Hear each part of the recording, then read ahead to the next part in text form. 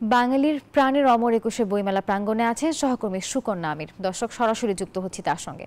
সুকন্যা, মেলায় পাঠক লেখকদের সমাগম আজকে আপনি কেমন দেখছেন জানাবেন।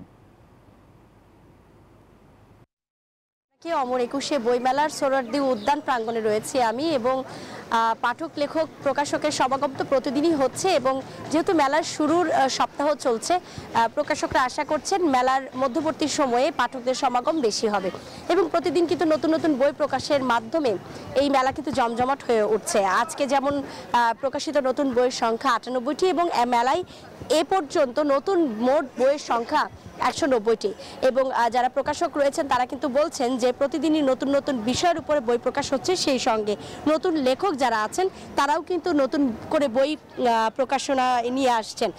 আমি এখন অনুপম প্রকাশনীতে রয়েছে, এবং তাদের সঙ্গে আমার কথা হচ্ছিল যে কি ধরনের বই আসলে পাঠক যারা আছেন তারা পছন্দ করছেন, বিষয় বিবেচনায় কোন বইগুলো আসলে তাদের কাছে গ্রহণযোগ্য।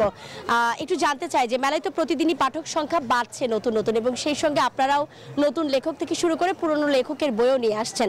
পাঠকদের চাহিদা আসলে কোন বইগুলোতে বেশি দেখা যাচ্ছে?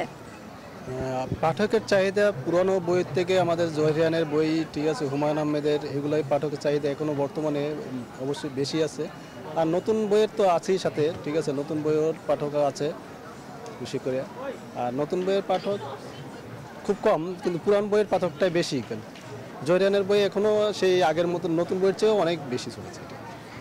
অসংখ্য ধন্যবাদ আপনাকে। নাফিজা, আপনার মাধ্যমে দর্শকদেরকে একটু জানাতে চাই যে প্রতিদিন মেলা শুরু হবে ৩টা থেকে এবং চলবে রাত ৯টা পর্যন্ত।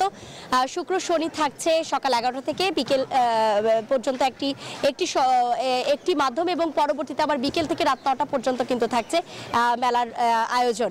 বইমেলা প্রাঙ্গণ থেকে এই ছিল আমার কাছে সর্বশেষ। ফিরছি স্টুডিওতে। সুকন্যা, আপনাকে ধন্যবাদ।